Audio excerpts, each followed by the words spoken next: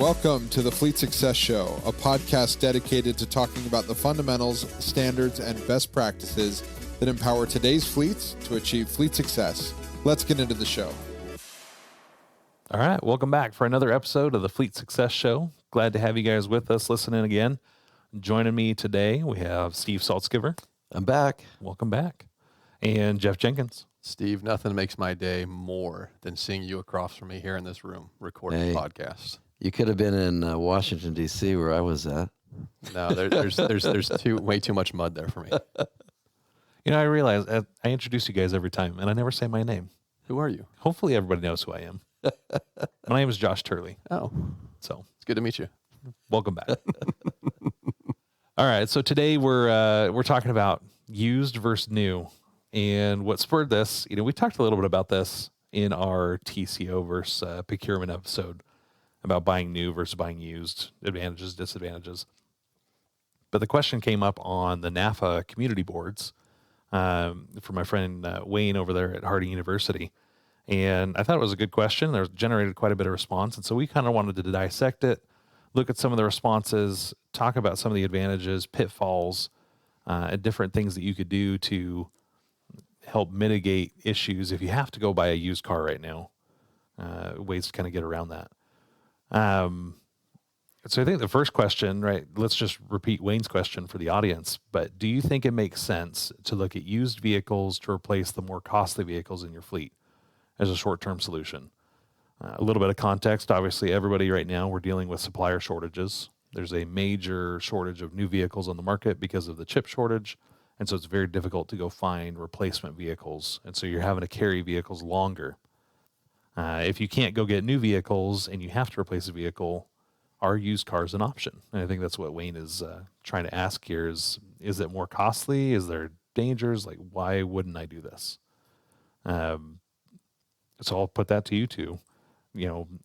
Reasons why we shouldn't buy used cars or how used cars could be a boon to a fleet that's struggling with replacement right now. I was just thinking about the word we try not to use called unprecedented times.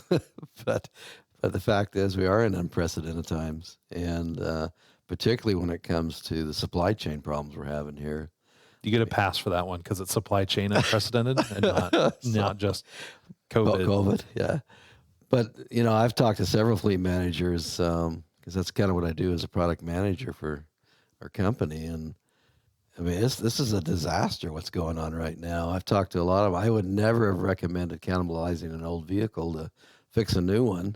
But now, I mean, you may be faced with that, so if you may have to actually strip down your old fleet to take care of your new fleet. So, well, heck, we heard from a client just a few weeks ago. They were thinking about, well, maybe I have to go buy a new vehicle. Yep. Just so I have parts. Yep. For the new vehicles. Yeah. How bad is that? They were going to have to cannibalize a brand new truck. Yeah. Because they couldn't find the supplies for their existing trucks. Yeah, it's horrible. And so under normal circumstances, I've done the analysis. I would never recommend buying a used vehicle. I have bought used vehicles in the past. It was more of a quick turnaround need than it was anything else. I had to have one for a particular, application or vocation inside of our operation. But the dangers about buying used vehicles is, you get something that might not be standard with your fleet, things like that. But it's much more difficult to buy a batch of used vehicles, right? You're going to get a lot more one-offs.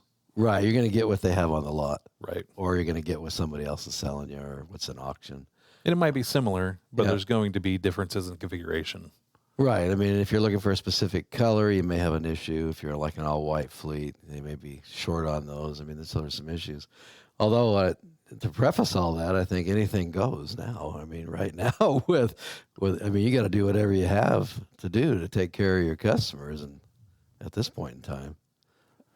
I think one of the things I would caution against from, like saying, hey, let's use used cars to fix our replacement program right now, is that because there's a shortage of new vehicles, there's also a shortage of used inventory, which is driving resale values through the roof. So if you have excess fleet, right now is a terrific time to right-size your fleet. Yes. It's a terrible time to upsize your fleet and to add more vehicles to it.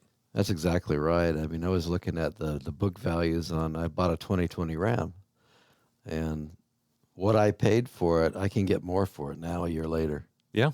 I mean, I actually consider selling it. You're seeing, on MSRP, for a $50,000-$60,000 truck, they're $10,000 to $15,000 higher for a used vehicle than they were for the MSRP coming off the lot 2 or 3 years ago. Yeah, so I'm with you. I think the best thing you can do at this point is start looking for opportunities to right size your fleet, look for other alternative modes of transportation that people might be able to get by with and use during this time period. So so outside of this time period. Thinking about it from a normal perspective, would used vehicles ever be, something that you'd have an appetite for? My philosophy obviously comes more from a private side, which is absolutely, if you can eliminate the number one cost of any vehicle is depreciation, right? It's the acquisition of that vehicle and then losing the value of that vehicle over the first 2 to 3 years, which naturally is also what the warranty term covers typically.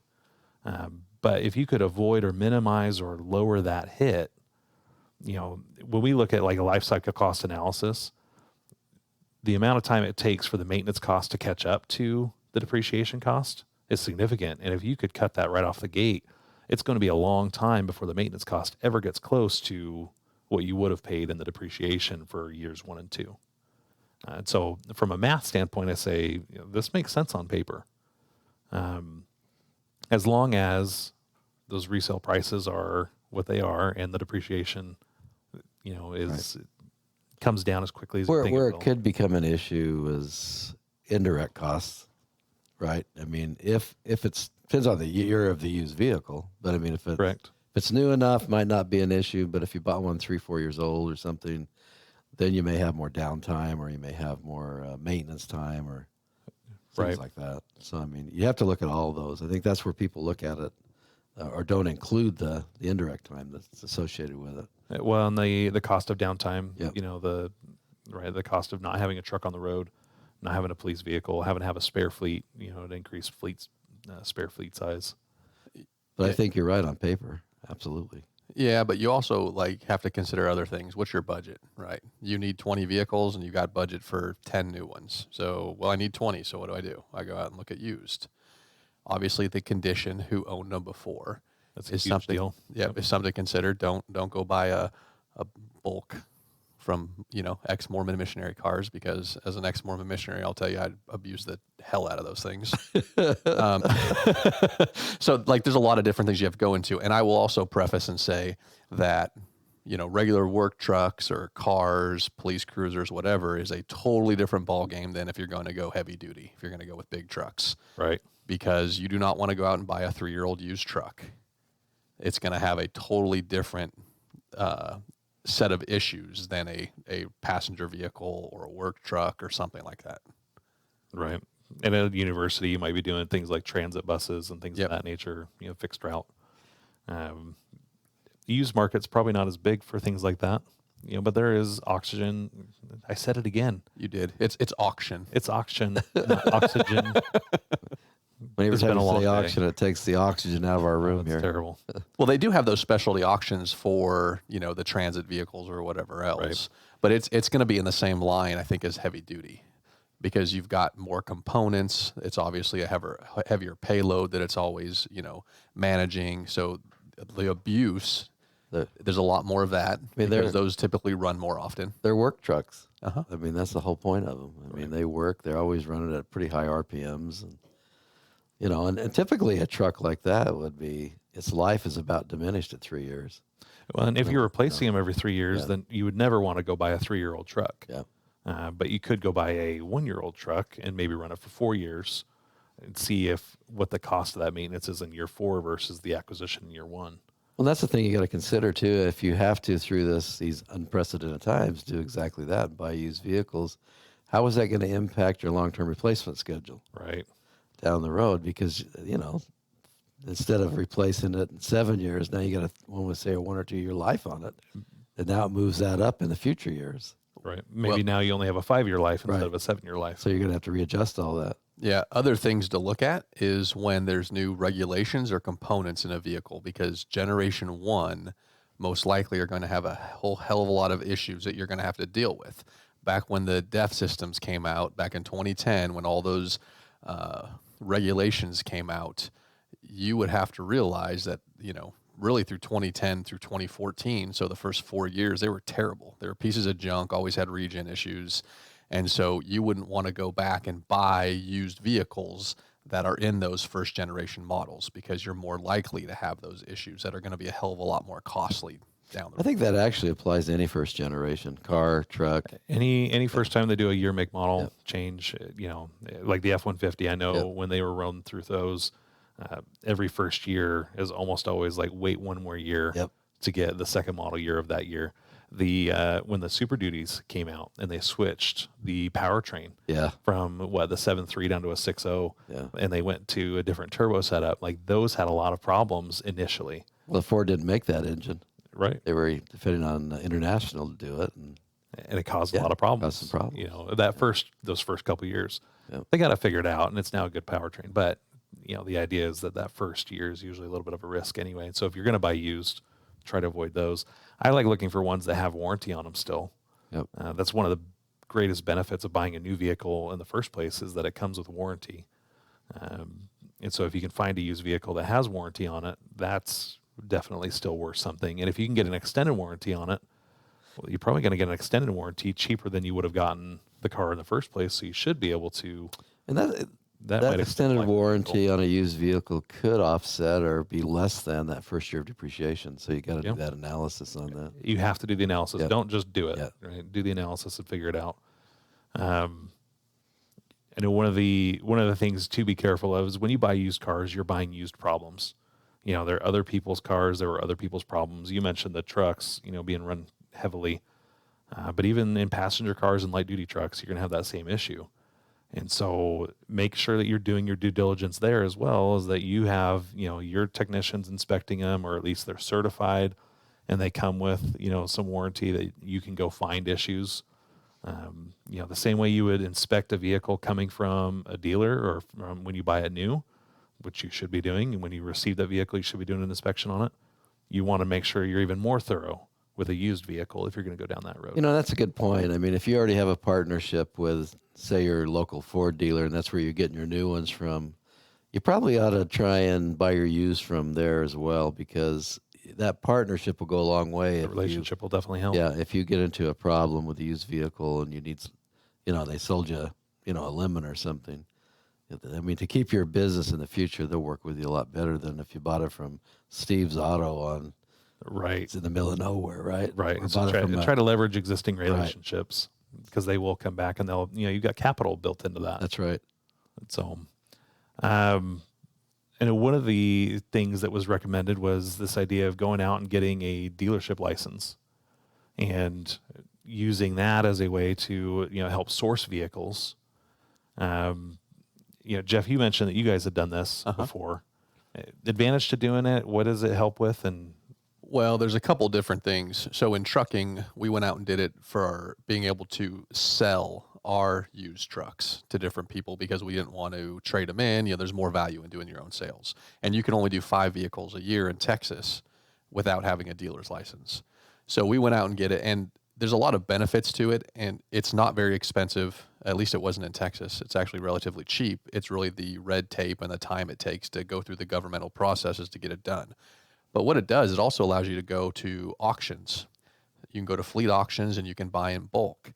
Now, you have to have a dealer's license to go there and do that. If you don't have one, you can find someone that has one. You can take them with you, but usually there's a fee associated with those people as well to come with you and go through these auctions. So I would suggest it if you're really looking to go down that used roadmap. There are companies that go out of business or go bankrupt, or, they just have a whole bunch of inventory they want to offload. And the best way for them to do it is just go to an auction. Yeah, well, and so David Barr from Modesto on the NAFA board recommended doing that, because they have an agreement. They actually go to like Enterprise Fleet, and they can get some of their gently used rental vehicles, vehicles that are coming off lease, and be able to go out and do those because of their dealership license. And it's a fairly easy process. It's inexpensive. It's just time consuming. Yes. It takes a little while to get set up. And I think I saw some things in there about being compliant. The DMV will come audit you as a dealer. So you got to make sure you have your dealership license publicly displayed in a prominent place and all of that. And buying something that comes off lease, chances are it was fairly well taken care of because there's a residual at the end you got to pay or a penalty. Right.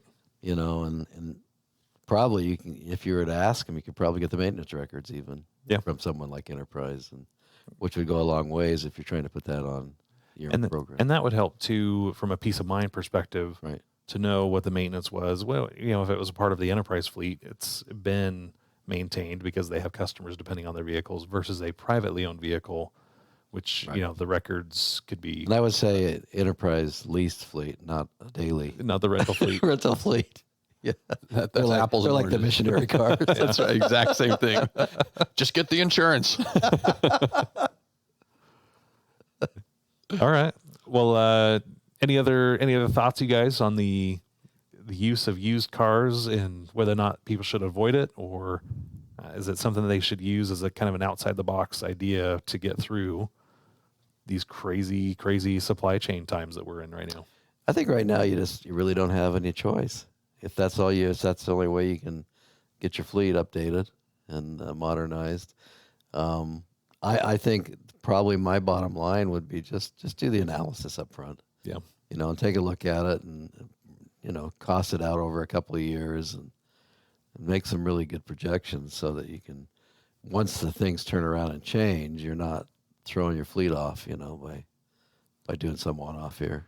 I think if this time has shown us anything, it's that the people who are hurting most right now are the ones whose replacement programs were in shambles before. Yeah. If you had been doing really well with your replacement program, you're probably okay. You've got some oxygen canisters stored up, and you're going to be able to get through the next while until the supply chain restores. And we know it's coming back. The automakers are already looking at how they can reduce their dependency on the chip supply makers. They're putting pressure on the chip supply makers to, get them more chips. As soon as we can get, containers off the darn ocean, things might really open up here. But there was only 103 out there at the, in Southern California this morning. So not too many. At what point does the National Guard roll in and just take over the operation? Hey, but they're going 24/7, and that's going to solve all the problems. You still have the issue with the owner-operators. Heaviest of eye rolls. They still don't have enough trucks to go to the ports. Yep. But I think, you hit it on the head there. If you've been doing a diligent job taking care of your fleet, you've always got that trough down at the bottom where you got 1 to 2, 3 years where you could, if you had to, you could push one for a year. You could make do, You right? could make it do until you get the supply chain thing sorted out. But if you've got a fleet of, 10 to 12-year-old vehicles and they're sedans. What a great motivation Yeah. to get your replacement program back on track after Exactly. this. Right. And what a great argument to make to your superiors. Like, yeah, you remember that time we couldn't get any new vehicles?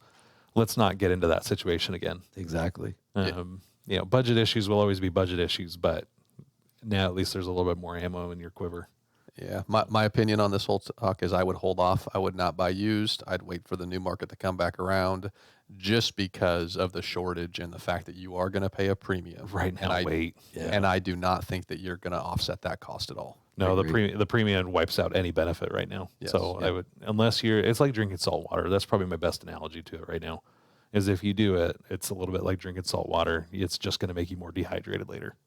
So just be very careful about it. Inspect those vehicles like crazy, but know you're paying a premium and you're not going to get any cost savings by doing it. It's more of like you're doing it out of necessity. Well, and you're not right sizing your fleet either. You're not upgrading the age of it. Yeah. So what's going to happen is the car's going to come available again, and then you just spend all this money for used equipment, and then you're going to have to spend a whole bunch more money for new. Well, I think that's why it's important that you do the right sizing exercise to find out, are there vehicles that are underutilized? Are there vehicles that you don't even need that, or could be repurposed? Could you have people taking Uber and rideshare and other methods of transportation instead of providing them a company vehicle? All of those if you have things you should be looking executives at. with vehicles, you could put them on contracts or, mileage reimbursement or, Right. Things like that. All things that are cheaper in a short term than going out and buying used vehicles. Yep. So, okay. Well, that's going to do it for this episode. As a reminder, the Fleet Success Summit is going live. We're going to be hosting that here in Mesa, Arizona, Phoenix area, April 20th and 21st. You can go to fleetsuccesssummit.com to go get more details from that and sign up to be kept in the loop. We'll be making speaker announcements and setting up all kinds of activities for everybody who wants to come out for that. The information again is on fleetsuccesssummit.com. And it's all going to be about the 4 pillars of fleet success, right? Taking fleet leadership, business, technology, and fusing all of those things together into one awesome convention. Yeah, So I'm looking forward to it. It should be really awesome. it's going to be fun. It's kind of the first of its, thing here. Nobody's ever focused just on this. Well, and So- nobody's ever brought together people from this many different industries. Yep. Like we're talking about people who are leadership authors and people who are fleet experts and trucking and lawyers, and like it's going to be School kind bus of and government. it's going to feel a bit of a mashup, but it's like the mashup. If we want to talk about fleet success being all these things, Right. these are the people you want to hear from. And so look forward to seeing you all out there. And until next time. Thanks for joining us on this episode of the Fleet Success Show. If you liked our show, we'd appreciate your 5-star review. Be sure to subscribe anywhere you listen to podcasts and come hang out with us anywhere on social media at Fleet Success. See you next time.